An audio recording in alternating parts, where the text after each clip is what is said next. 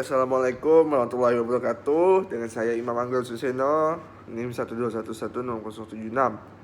Hari ini saya akan membawakan materi yang ke-11 dengan judul Bisnis Intelijen dan Data Analisis. Lanjut. Konsep dasar dari kata menjadi wawasan. Kita mulai dengan memahami hierarki transformasi informasi. Perusahaan tidak hanya membutuhkan data, mereka membutuhkan insight.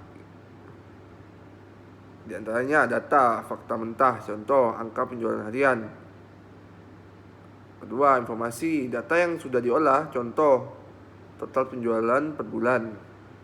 Ketiga, knowledge, pemahaman dari informasi, contoh mengetahui bahwa penjualan naik di akhir pekan, seperti statistik. Lanjut, wisdom, insight, kemampuan mengambil keputusan, contoh menjalankan promo khusus di hari Jumat untuk memaksimalkan profit. Lanjut, yang kedua, infrastruktur BI, data warehouse versus database transaksional. Penting untuk membedakan tempat penyimpanan data berdasarkan tujuannya. Transaksional database OLTP dirancang untuk operasional sehari-hari, sangat cepat dalam mencatat transaksi, input, update. Namun, lambat jika digunakan untuk laporan besar.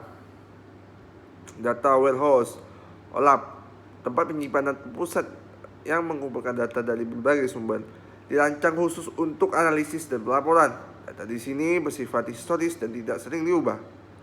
Ketiga, fenomena big data, konsep 3V. Saat ini data tidak lagi sederhana. Kita berada di era big data yang didefinisikan oleh 3V. Yang pertama, volume, jumlah data yang sangat masif, terabites hingga petabites. Lanjut, velocity, kecepatan data yang masuk secara real time, seperti data dari media sosial atau sensor load.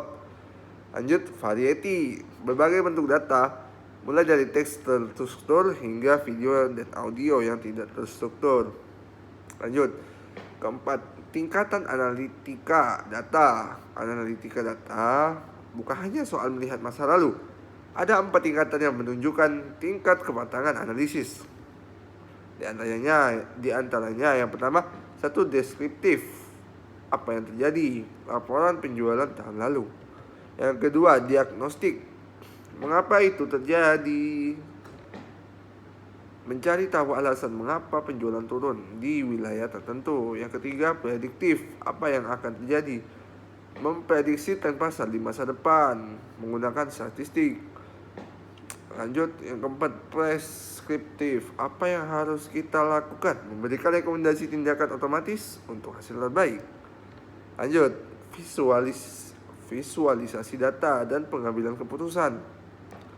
Data yang rumit harus disederhanakan agar mudah dipahami oleh pemimpin perusahaan melalui dashboard. Prinsip utama,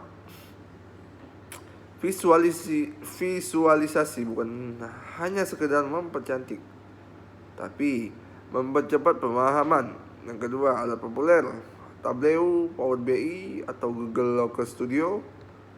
Ketiga, grafis yang tepat, gunakan bar chart untuk perbandingan dan line chart untuk melihat tren waktu. Lanjut, kesimpulan, bisnis intelijen adalah tentang mengubah beban data menjadi aset strategis. Perusahaan yang menguasai datanya akan selangkah lebih maju dalam kompetisi global. Sekian, terima kasih. Saya Imam Anggel. Assalamualaikum warahmatullahi wabarakatuh.